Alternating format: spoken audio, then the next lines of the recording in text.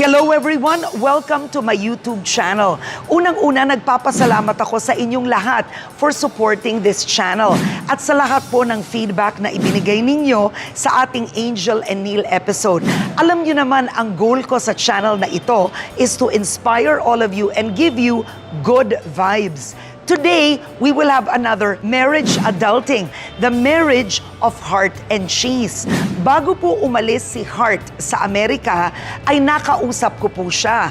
Pero we have to congratulate her for everything that she's doing there, appearing on Netflix's Bling Empire and also her collaboration with Brandon Boyd of Incubus. Pero bukod sa glamorous life ni Heart, dito po sa Pilipinas, 24 hours a day ay isa po siyang misis. At ano nga ba ang buhay mag-asawa? Here's Marriage Adulting 101 with Heart and Chiz. Yan. So si Chiz talaga nagluluto? Yes, he likes to cook a lot. Tingin mo ba na in love siya dahil sa looks ko? Pero dati ka pa bang nagluluto? Oo. So he's making his fried rice. He learned this from Japan. You mix the steak with wasabi, pepper, and Garlic flakes. Yeah, but it doesn't taste like coconut, so it's good.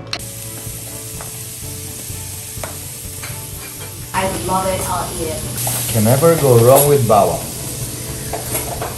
Oh my goodness, how's this? Babe, smile. We are doing real marriage talk with Chiz and Heart. The realities of being married for 6 years. Yes. And yung totoo. Seems like 20 years. Pero ito, yung totoo. Is it what you expected? Honestly, I'm very happy. I thought that after getting married, you know, my life also would change. I thought that because him being in politics, I wasn't able to do certain things. My life flourished and I bloomed because he was so supportive with what I do. Even if it's against technically what he does, it's so opposite. But, you know, it worked. Of course, it's not always good, ha? Like, grabe rin kami mag-away, diba? But then, like, he's so chill, so calm, and so supportive.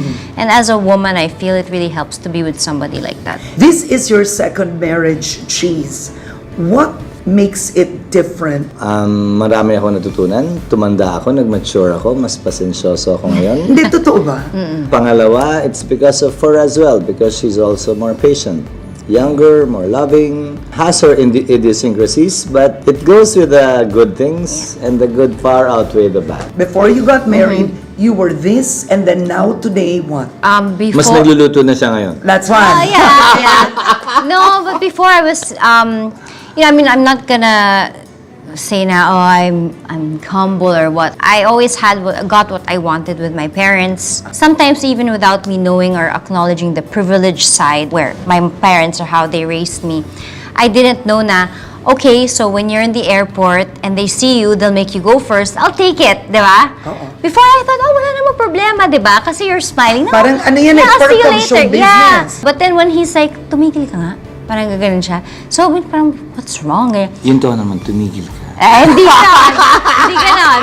No, but he'd explain. He'd explain. So I thought that with him, parang it, you know, I would have like guards or ano. No, actually it was a change, and I feel that it kept me grounded. I really feel that the age difference also is a big factor because I also learned a lot from him. Oh, what about you? Different. What changed in me, became more patient. And humble too. Pero were you always angry before as a person? Angry. Masungit, No, like yun, I was gonna grumpy. say. I mean, She calls it masungit. She calls it being grumpy. It's just yung naturalesa ko. Sa dami ng iniisip mong problema na gagawin mo pa lang bukas makalawa o next week, next month, you're already there. Even if I'm here. Yeah. Like now. like that. Like before the interview, nakaganon siya. There are people who've asked me, will that marriage last? Yeah. How do you feel when you hear that? Before, of course, I was bothered. Parang, why? Ganyan-ganyan. But then, I mean, we're just very happy with life. So sometimes parang, hayaan mo. I mean, papaproblemahin pa ba natin yan? How do you both get along? To begin with, the fact that we're opposite. See, Yeah. the saying goes that opposites attract.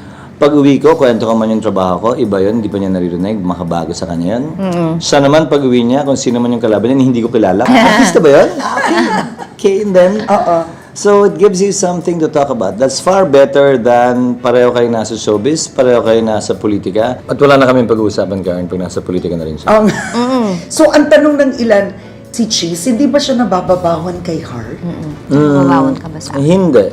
Kasi, nung panahon nila Vilma Santos, Nora Honor at FPJ, interesado naman ako sa showbiz talaga eh. Ngayon, wala na akong kaalam-alam sa showbiz and she updates me.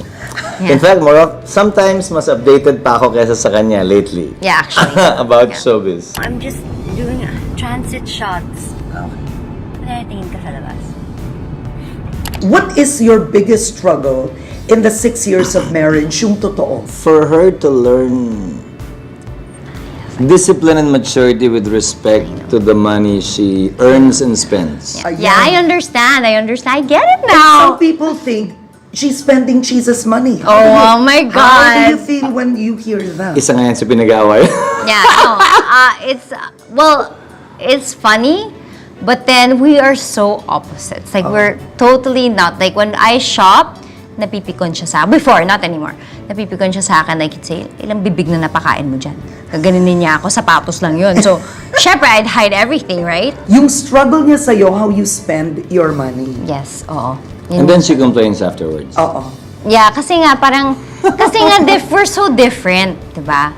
My parents also, they like to shop. It's like, if you do something na maganda, they'll reward you with something nice. So, yun yung language of love ko din. So, even for me, I like to gift him with stuff. Pero siya, I don't get the reaction I want. So, it pisses me off, di ba? Parang naiinis ako, bakit ganun? Di ba siya nagka-care or something?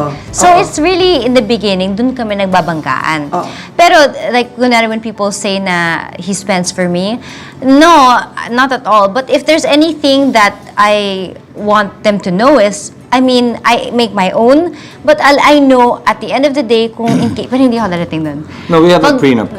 We do. What's hers is hers, what's mine is mine. Senator Miriam asked that we have a prenup. To protect Heart. Obviously. Okay. So, teka lang. What's hers is hers. What's yours is hers under the law. No, under the law, we have a prenup. It governs our married relationships, meaning whatever she earns is hers, whatever I earn is mine. But when one passes, we will be inheriting from each other. Bakit mahalaga ang prenup sa mga mag-asawa sa totoo lang? Actually, medyo nung umpisa nahiya ako because when Tita Miriam said, she said it first on TV. So I'm like, the pressure is on. And then my mom, na hindi ko kinakausap, she said, I'm only gonna, if you get a prenup. And then, let me make it clear, I'm not crazy rich. I mean, I've said that in our interview. I'm not. It's just, I've been working for a long time. So, meron din akong sarili ko. But the only reason why I think was because para malinis. And for me also, I wanted then also him to feel na hindi ko rin siya gagamitin. Ganon. Plus, he has also 2 kids, diba? Gusto ko din, in a way, that ma-appreciate din ng kids niya because they'll also be protected. But in any case, kung ano man ang mangyari, what is mine is theirs too. Pag bumibili ako ng jewelry, I have a separate box for his daughter that I put her stuff for the future there. It's just all on paper. Pero, it doesn't... Hindi. Tinutupad ko yan. Pag nag-shopping siya, pag malapit na siya matapos, lakad-lakad muna o tulog-tulog muna ng kami sa gilid. No, it's true. Actually, Chiz ang nakakatawa. Yeah, it's true. But I mean, it's okay. Pagbalik mo, nagbayad ka na ako. Tara, asan yung bag? Ganyan. Taga-bit-bit lang siya. But it's okay kasi lagi yung sinasabi, kung pareho tayong gumagastos, pareho tayong dadapa. So ako, I'm practical because I think about the future of my kids, you, and our kids in the future. So, kung gusto mo magwaldas ng sarili mong pera, nasa'yo yan. But then, of course, May linya kaya tawag mo ako idamay. Wag mo kang idamay, oo. Pero recently, like actually last week lang, we were able to come up with this conclusion after about a really nice necklace. Able to. Yeah, parang naisip ko Ito lang. yun. Ito yun. You bought this, my gosh. It's for Ang my tindi up to niya. my 40th birthday. Okay. But I really wanted it from before pa. I want a lot of things. Ang tanga-tanga ko talaga. Pero anyway, alam ko naman yun. So, alam ko, when I started, my mom naman din invested in my money. So, in fairness to her, she really invested So that really helps me a lot. But parang I also recently invested on like a resort, kanyan, in Boracay. And that's why I felt so good about it. So sabi ko kay Chiz, sabi ko, and technically, thank you Lord, I've been doing very well. So parang, if I can spend on my shopping even more than what I spent on what I got, then I could do more. So sabi ko, I really do need your help, I think. It's time. Where do you earn more? YouTube or TV? TV was my bread and butter for the longest time kasi soap opera, so yun talaga. But now it's really more endorsements, parang deals with brands, posting on social media, and YouTube. What's your struggle with Chiz? Yung totoo is because nga, he's so cerebral na he thinks all the time. So minsan, grumpy talaga siya. I'm such a happy person, So umpisa pa lang ng umaga, simangot na naman to. Buwisit na ako, di ba? Ba't di mo ako inintay? Hindi ko naman Bakit? Hindi ko naman kasi alam na darating ka. What is the relationship deal breaker? Cheating. Cheating, oh. But, of course, I'll say it. I don't think it will be a deal breaker for me. Well, he's been through it. Am I supposed to say that? Bleep that. But, he's been through Wait, you have to clarify when you say he's been through it, he didn't cheat. No, he had struggles in his past relationships that he got married. So that's serious, and I've never gotten married, so I don't really know how that feels. But In other words, papatawarin niya ako. yeah, Yun nga. honestly. So, hypothetically, kung nahuli mo si Chiz, na ng babae, Text lang, hindi nakita. text lang, papatawarin mo? yeah. Saan ang gagaling to? Because I love him. I don't love him as a lover. I love him also as a friend. Ibig sabihin, like what? So you guys are gonna have your happy ending? No, I'm gonna stay with you till the end. I'm not gonna be cruel. I'm still gonna be very loving, but I'm not gonna give you your happy ending. I'm staying. Relationship deal breaker mo if she cheats? Yes. With anyone Anyone. or someone specific? Hindi kasama mga aso. Nagsiselos ka pa ba sa totoo lang with any of Heart's exes? Yes. I don't think so. The biggest lie ever. I don't think so. Check his phone, look at his YouTube, look at the history or his smart TV. Nakakaloka. Sabi ko, bakit ito yung nagpa-pop up sa'yo? Kasi yung algorithm, di ba? Sabi niya, ewan ko ba? Tapos sabi, hindi ko naman pinanood yan. Darling, may red line all the way to the end. Yung buong 15-minute interview, pinanood mo. Tapos tawa lang siya ng tawa. But the motivation is not jealousy. Oh, what It's is it? curiosity. Pero seloso ka. Hindi As rin. of the late. Sensitive. Kasi mawawala ka lang 3 Yun buwan. nga. So, medyo sensitive siya. But I think it comes with the age. You're scared she might find someone else? No. I don't know what it is pa. Ano bang problema mo? Pag tumatanda ka, mas binabali mo yung oras at panahon. Yeah. What did you learn from your first marriage that you made sure I will not repeat with Heart? Okay, wait. Before anything else, I'm not at all insulted. Like, these are facts, and it's good to talk about it. So, in case you come for her, in case you come for her, sabi ni it's Heart, fine. Yeah. Yeah. To be more patient.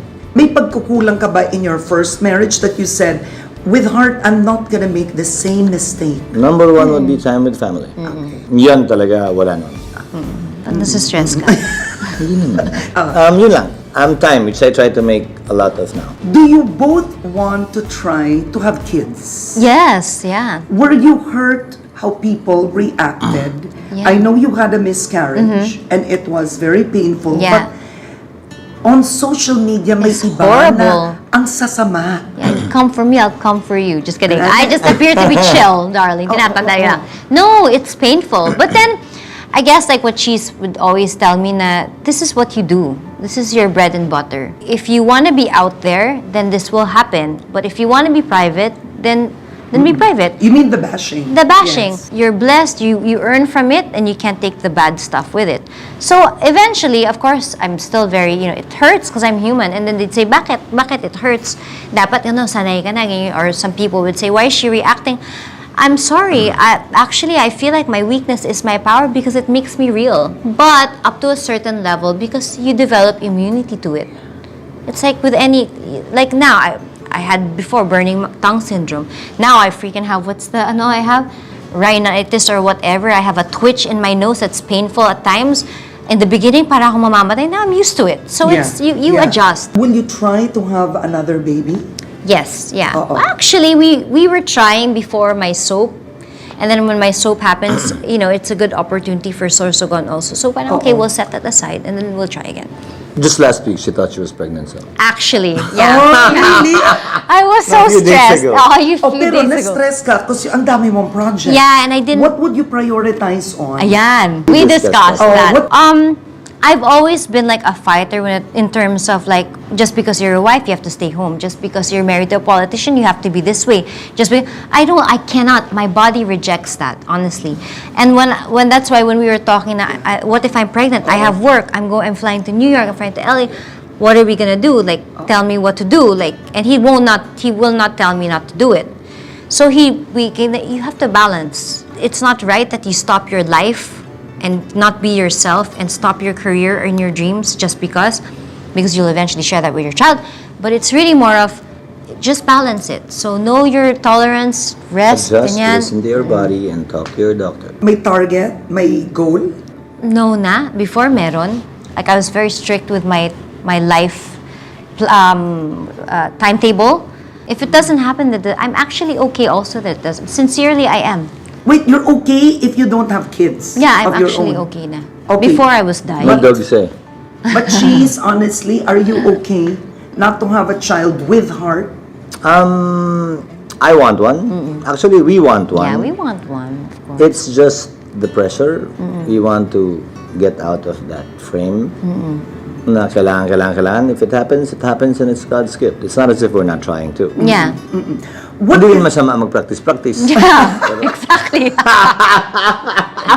anong pinakamahirap sa totoo lang being a stepmother and then moving on to Chiz's kids knowing you as their mother? Yeah. In the beginning, I was really having a hard time. Like, umiyak ako. Umiyak talaga ako because I'm so young in the mind. I'm super sheltered by I don't know anything. And then all of a sudden, now I can finally make out freely with my husband, pero hindi pwede. Or, kunwari, dahil kambal yung anak niya. I shared this before, hawak-hawak niya yung dalawang kamay. So, ako lahat ng paper bag, sakit-sakit na ganito ako sa outlet. Ano ba to? Pag nakita ko ng nanay ko, this is exactly what meaning yan. Ganun siya, di ba? But then, so we fought, I remember that time. Tapos sabi niya, okay, so he'll hold my hand. So he let the boy walk. Nada pa. So, yung tingin niya sa akin. Diba? But then, honestly, it made me a better person. Again, like what I said kanina. And then I realized also, na darling, it's not always about you. So these are kids. They're gonna have their bad days, maybe 97% of the time at a certain age. Wala. But how did you win their love? I was just myself. I'm also young.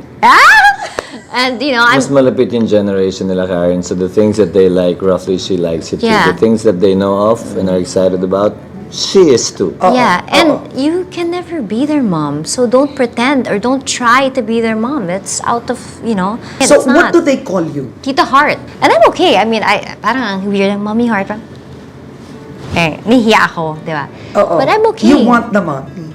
No. They got to know her as Tita Heart. Yeah. So nasanay na. So Tita Heart is a special character for them. I don't want to change and force them to call me mommy. Anong isang bagay gusto mo baguhin ni Heart sa ugali niya o pagkatao niya? Magpatay ng ilaw pag alis ng kwarto. I like that. Sorry now, aircon. Hindi ko maiisip yun.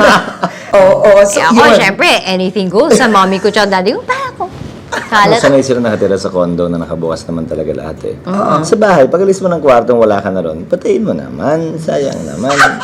Totoo naman. Yung dalawa. What else? Not to react anymore, even in the rarest of times, with respect to whatever negative things that are being said. Yeah. Sometimes I react. It's hard. It's hard, yeah. Yeah, but get used to it. I mean, it takes time to get used to, but dapat matuto na rin siya kasi tumatanda na rin siya. Ikaw, ang isang bagay na gusto mo, Baguhin sa kanya? baguhin. Isa lang? Yeah, just kidding. He worries about the things that are beyond his work, that it affects him His as a mood. Yeah, as a person. He micromanages everything, but I can't be selfish then because hello naman, ano naman, stop caring. Can you stop Yeah, caring? yeah. Hindi naman pwedeng ganun. I just need him to, enjoy the moments we have together, or not even together, but life, because you're not always gonna work, or it shouldn't be. I mean, I'm sorry, it's a priority, but you should enjoy your life too, because it's not good for your health. Oo. Yun lang, but everything else is good. Me? Yeah, he's just Grumpy? Yeah.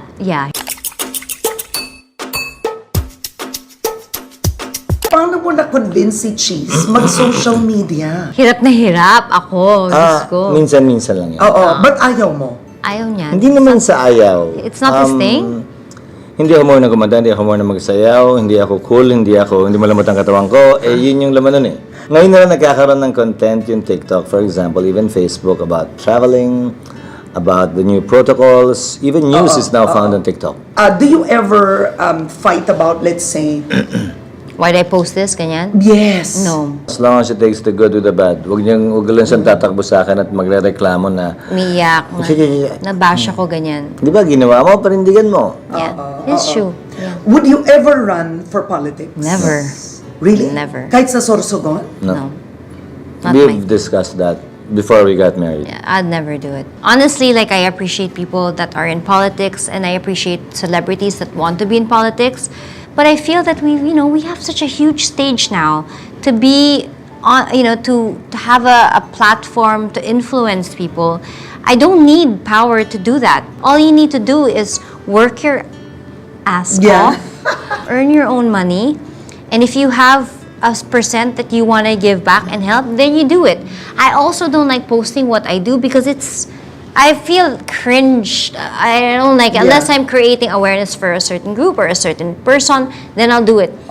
But I will help and I will give back when I want to, and of course I do, but I don't need to announce that. Eto, here's a question for you. Halimbawa may pelikula, it's such a good offer. But ang partner niya si Jericho. Papayag ka. Pinag-usapan na ba natin yun? Many times, yeah. Eto, I wanna hear. Yeah. Many times. Ano sabi ko?